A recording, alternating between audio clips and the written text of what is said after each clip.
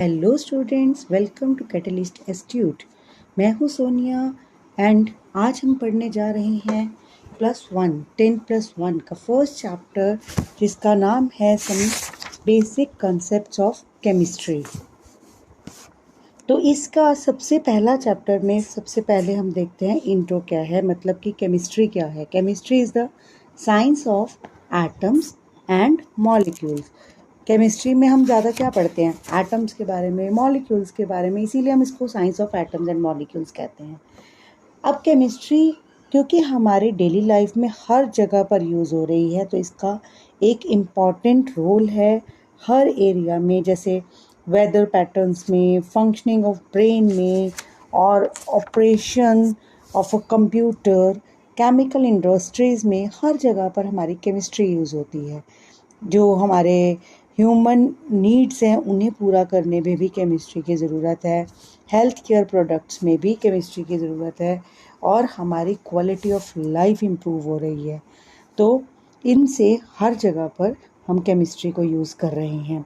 तो इसमें हम सबसे पहले पढ़ते हैं कि और कहाँ कहाँ मेन यूज़ कहाँ कहाँ हो रहे हैं। जैसे कि ये यूज़ हो रहा है फर्टिलाइज़र्स में। अब फर्टिलाइज़र्स इसमें प्रोडक्शन होती है, जैसे यूरिया है, अमोनियम सल्फेट है। इंसेक्टिसाइड्स का यूज़ होता है, जैसे डीडीटी है, गमेक्सिन है। प्रिजर्वेटिव्स का यूज़ हो रहा है। प्रिजर्वेटिव्स मतलब जो कि हम गमेक्सिन को लिंडेन भी कहते हैं। प्रिजर्वेटिव्स जैसे हम कोई चीज़ प्रिजर्व करके ज़्यादा टाइम के लिए रख रहे हैं, जैसे जैम जेलीज, तो हम उसमें सोडियम बेंजोएट यूज़ कर रहे हैं। और उसके अलावा हमारे मेडिसिन्स में यूज़ हो रहा है, जैसे सिस्प्लेटिन, टैक्सल। और ये क्या है सिस्प्लेटिन, टैक्सल? ये कैंसर थेरेपी में यूज़ होने वाली मेडिसिन्स हैं। या फिर AZT है, AZT जो कि एजिडोथाइमिडिन है, ये है एड्स के लिए यूज़ होती है, एड्स विक्टिम्स को दी जाने वाली मेडिसिन है। और इसके अलावा ये ऑल्टरनेटिव्स बना रही है, आपको पता होगा CFC, क्लोरोफ्लोरोकार्बन्स, जो कि हमारी ओजोन लेयर को ख़राब कर देते हैं, ओजोन लेयर को डिप्लीट कर रहे हैं। उसके लिए एक ऑल्टरनेटिव चाहिए, उसकी जगह पर जो यूज़ हो सके। तो इसको हमारे लिए जो CFC एक्चुअली में बहुत इम्पोर्टेंट रेफ्रिजरेंट का काम करते हैं, तो इसके लिए जो इसका ऑल्टरनेटिव बनाया है वो भी केमिस्ट्री के कारण ही हो पाया है। तो केमिस्ट्री हमारी पूरे लाइफ में बहुत ज़्यादा इम्पोर्टेंस रखती है in each and every area. तो अब केमिस्ट्री में हमारी सबसे पहली चीज़ जो हम हमेशा पढ़ते आए हैं वो है मैटर। मैटर क्या है? Matter anything that occupies space and has मास। कोई भी चीज़ जिसमें जो कि स्पेस जिसमें ले सके और जिसका मास हो, उसे हम बोलते हैं, क्या बोलते हैं उसे? मैटर। तो मैटर क्या होता है? Anything which has mass and occupies space. तो इसके अलावा अब हमने क्लासिफिकेशन मैटर की करें तो क्लासिफिकेशन क्या था ये हमने सब पढ़ा हुआ है पहले भी।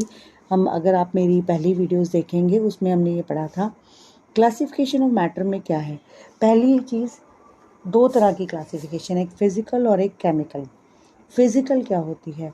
जैसे फिज़िकल बेसिस पे है सॉलिड, लिक्विड, गैस। आप सभी इनकी प्रॉपर्टीज़ जानते होंगे कि सॉलिड्स हैं उनका डेफिनेट वॉल्यूम है, डेफिनेट शेप है। लिक्विड्स का वॉल्यूम तो डेफिनेट है पर शेप डेफिनेट नहीं है, ये कंटेनर की शेप ले लेता है जिस कंटेनर में इसे डालते हैं। गैसेस जो है उनकी ना तो कोई डेफिनेट वॉल्यूम है ना ही कोई डेफिनेट शेप है, तो वो तो जिस भी कंटेनर में जैसे मर्जी कंटेनर में डाल दो तो वो पूरा का पूरा ऑक्यूपाई कर लेगी कंटेनर को। तो ये जो 3 स्टेट्स ऑफ मैटर हैं इनमें आते हैं सॉलिड, लिक्विड, गैस। ये चेंज होती रहती हैं आपस में। तो अगर हम हीट करते हैं तो हीट करने पर हमारे जो है सॉलिड है, जैसे कोई भी, अगर उसको हमने सॉलिड को हीट कर दिया तो वो क्या होगा? लिक्विड बन जाएगा। और हीट कर दिया तो वो गैस यानी वेपर्स भी बन जाएगा। लाइक आप आइस को देख सकते हो, अगर आइस है वो बाहर रखा, टेम्परेचर हाई हुआ तो वो लिक्विड बन जाएगी यानी वाटर। और वाटर को अगर आपने ज़्यादा गर्म कर दिया तो वेपर्स की फॉर्म में कन्वर्ट होगा। और यही उल्टा भी हो जाता है, रिवर्स भी हो जाता है। तो इस तरह से ये चेंज होती रहती हैं। उसके बाद आती है केमिकल क्लासिफिकेशन। केमिकल क्लासिफिकेशन के बेस पर ये किस टाइप की है? केमिकल क्लासिफिकेशन के बेस पर ये दो तरह की हो सकते हैं, एक है प्योर सब्सटेंस और एक है मिक्सचर। अब प्योर सब्सटेंस में क्या आता है? प्योर सब्सटेंस में आते हैं एलिमेंट्स। एलिमेंट्स कौन से हैं? जिसमें जो कि है एटम्स और मॉलिक्यूल से बने हुए।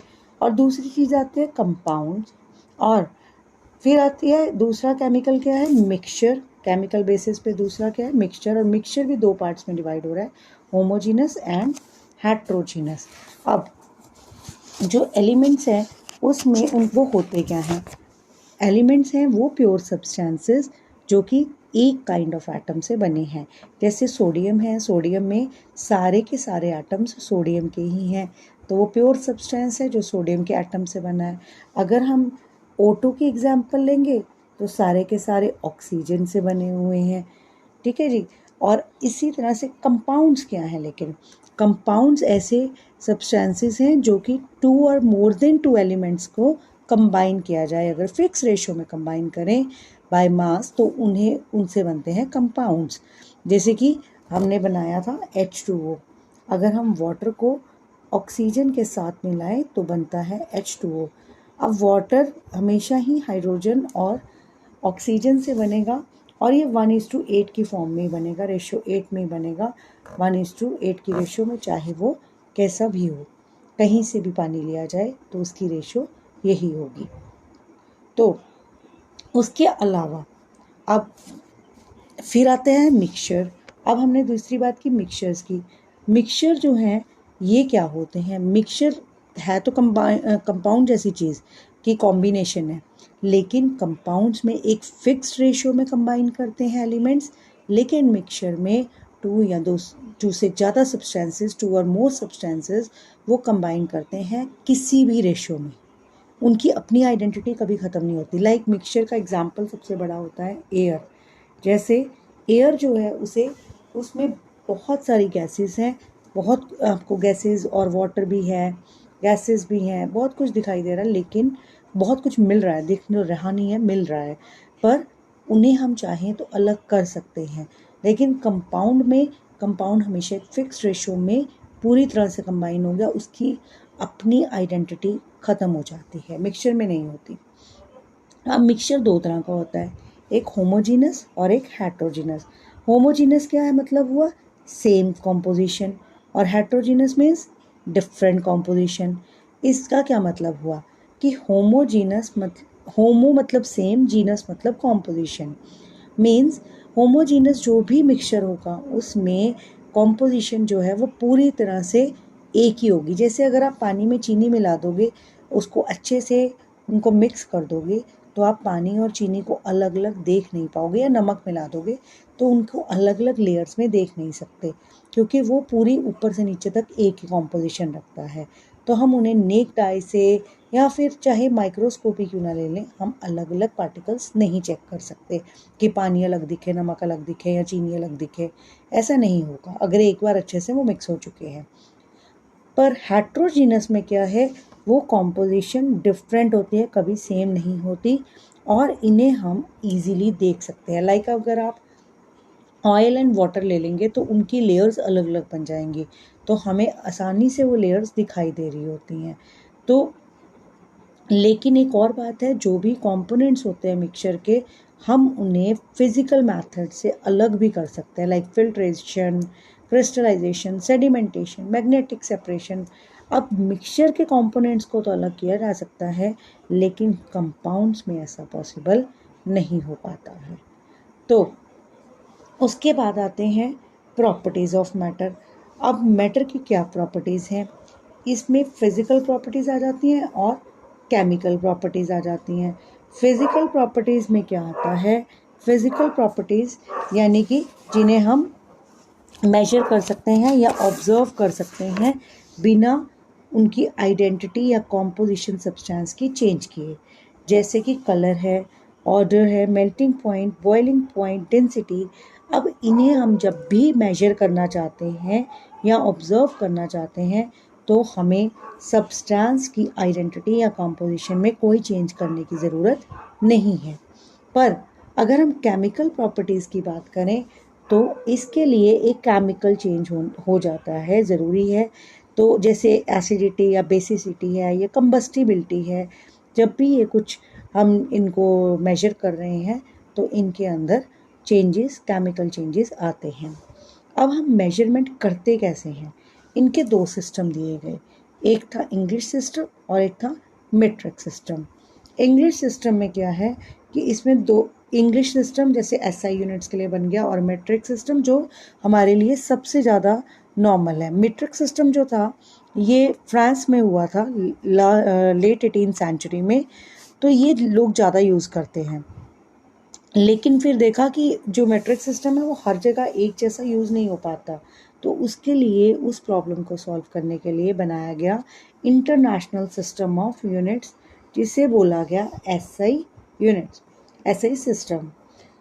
तो इसमें इसके हिसाब से दो टाइप की यूनिट्स बनाई गई, एक थी बेस यूनिट्स और दूसरी थी derived units. Base units basically 7 होती हैं। कौन सी? वो हैं, बेस यूनिट्स में फर्स्ट आ जाती है लेंथ। लेंथ में हम बोलते हैं एल, लेंथ, जिसके लिए हमने सिंबल लगाया एल, और उसकी यूनिट है मीटर। ठीक है, ये हम लगा रहे हैं उनके सिंबल, और ये है यूनिट। फिर सेकंड है हमारे पास मास। मास के लिए हमारे पास होता है एम, जिसकी यूनिट है किलोग्राम। अगर कोई छोटा होगा तो मेजरमेंट के लिए तो हम ग्राम भी यूज़ कर लेते हैं। 1 किलोग्राम 1000 ग्राम के इक्वल है। फिर आता है टाइम। टाइम के लिए यूज़ किया जाता है टी, और इसकी यूनिट है सेकेंड, जिसे हम खाली सेक भी लिख देते हैं या खाली एस लिख देते हैं। तो इसके लिए टाइम के लिए आ गया सेकेंड। फिर हमारी चौथी आती है इलेक्ट्रिक करंट। इलेक्ट्रिक करंट जो है इसके लिए हमारे पास है आई, इसका सिंबल है आई, और इसकी यूनिट है एम्पियर। एम्पियर मीन्स ए। फिर हमारे पास आता है next thermodynamic temperature. Thermodynamic temperature जिसे हम लिखते हैं टी से, और उसकी यूनिट है केल्विन, के। फिर आता है amount of substance. Amount of substance जिसे हम शो करते हैं एन से, और इसकी यूनिट है मोल। फिर उसके बाद आती है लास्ट हमारी ल्यूमिनस इंटेंसिटी। ल्यूमिनस इंटेंसिटी, और इसकी यूनिट, इसका सिंबल लिखा जाता है IV, और इसकी यूनिट है कैंडिला, CD, कैंडिला CD। तो अब ये सारी यूनिट्स थी जो 7 बेस यूनिट्स हैं। ये हमारे पास 7 बेस यूनिट्स हैं, जैसे कि यहाँ से 1 2 3 4 5 6 7। अब इन्हीं यूनिट से कुछ डिराइव्ड यूनिट्स बनी, जैसे वॉल्यूम है। वॉल्यूम क्या होता है? Metre cube. अब वो जब हम बार बार लेंथ की ये जो यूनिट है मीटर, अगर हमने उसको 3 बार मल्टीप्लाई कर दिया तो बन गया वॉल्यूम या एरिया। तो इनकी यूनिट्स जो थी वो थी डिराइव्ड यूनिट, या स्पीड की या डेंसिटी की, ये सब हैं डिराइव्ड यूनिट्स। तो उसके बाद आता है एसआई सिस्टम में एक और चीज़ है कि उसमें यूज़ किया जाता है प्रीफिक्सेस। प्रीफिक्सेस क्यों यूज़ करते हैं? वो इंडिकेट करते हैं मल्टीपल्स या सब मल्टीपल्स ऑफ अ यूनिट। जैसे कि इसमें जो प्रीफिक्सेस हैं, लाइक अगर हम कह दें कि हेक्टो यूज़ किया जा रहा है, और या फिर फैम्टो यूज़ किया जा रहा है, पिको यूज़ किया जा रहा है। लाइक पिको के लिए यूज़ इसलिए करते हैं, पिको का यूज़ है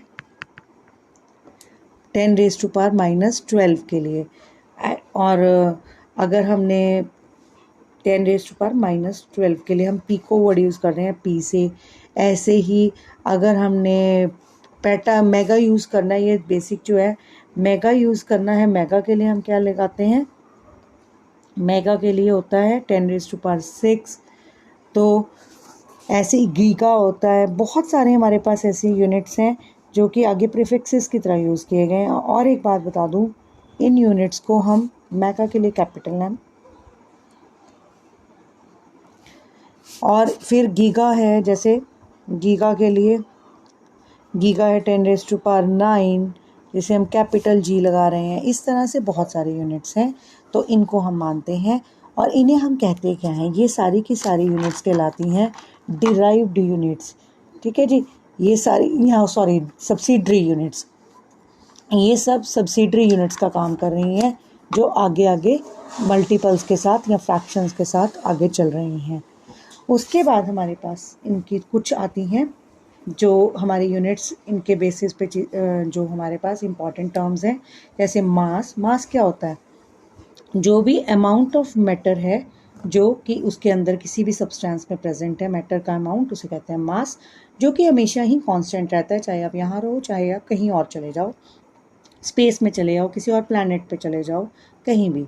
और वो हमेशा ही डिटर्मिन किया जाता है एक्यूरेटली थ्रू एनालिटिकल बैलेंस। और इसकी यूनिट की है क्या है, अभी बताया था, केजी, किलोग्राम, जो कि है 1000 ग्राम के इक्वल 1 kg। फिर उसके बाद आता है वेट।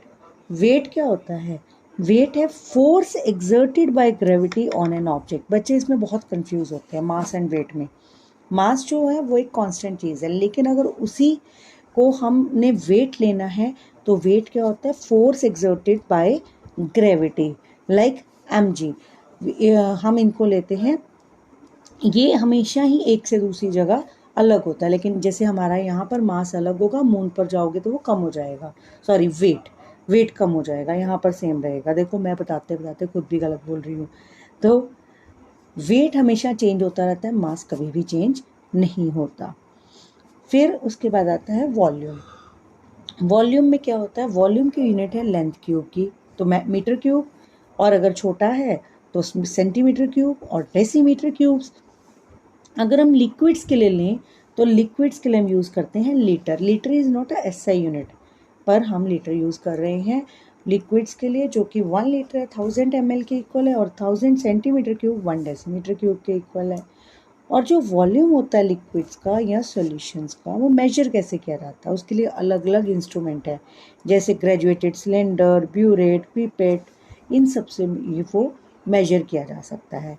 फिर नेक्स्ट हमारी आती है डेंसिटी। अब डेंसिटी क्या होता है, ये है amount of mass per unit volume. Means कि ऐसे यूनिट जो किसी का भी मतलब मास एक पर्टिकुलर वॉल्यूम में, तो इसका मास अपॉन वॉल्यूम फॉर्मूला है, तो उनके यूनिट्स जो हैं तो उसी से ही बनी ऐसा यूनिट ऑफ डेंसिटी, यानी किलोग्राम मास के लिए और वॉल्यूम के लिए मीटर क्यूब, तो बन गई किलोग्राम पर मीटर क्यूब। फिर आता है टेम्परेचर। टेम्परेचर के लिए अब 3 कॉमन स्केल्स लिए गए। फर्स्ट है डिग्री सेल्सियस, जो है 0 से 100 डिग्री सेल्सियस के बीच होता है। अब ये बता दें 0 डिग्री क्या होता है, 0 डिग्री है फ्रीजिंग पॉइंट, और 100 डिग्री क्या है, बॉइलिंग पॉइंट वाटर का। सेकेंड आता है फ़ारेनहाइट स्केल। फ़ारेनहाइट स्केल होता है 32 डिग्री टू 212 डिग्री के बीच में। और उसके अलावा जो तीसरा ऐसे यूनिट वाला जिसको हम यूज़ कर रहे हैं वो है केल्विन स्केल। तो केल्विन जो है वो ऐसे यूनिट का काम भी कर रही है। उसके बाद रिलेशंस भी आ जाते हैं इनके टेम्परेचर के लिए डिफरेंट स्केल्स में। अगर हमारे पास डिग्री फ़ारेनहाइट है तो वो किसके इक्वल है, 9/5 डिग्री सेल्सियस प्लस 32। और अगर यही केल्विन में है तो ये डिग्री सेल्सियस से कैसे रिलेट कर रहा है, kelvin is equals two degree Celsius plus 273.15। तो इसके साथ ही हमारी ये टेम्परेचर्स के बारे में बात हो जाती है। तो ये सारी हमारी डिराइव्ड यूनिट्स, एसआई यूनिट्स, सब इसी के अंदर एंड हो जाता है। तो आज के लिए बस इतना ही, और अब हम मिलेंगे अपनी नेक्स्ट वीडियो में पार्ट 2 में इसी के ही। तब तक के लिए ओके बाय। एंड प्लीज़ अगर आपको ये अच्छी लगती है वीडियो तो इसे शेयर, सब्सक्राइब एंड लाइक ज़रूर कीजिएगा, और हमारे इंस्टाग्राम अकाउंट को भी चेक कीजिएगा जिसका लिंक दिया गया है डिस्क्रिप्शन बॉक्स में। Thank you.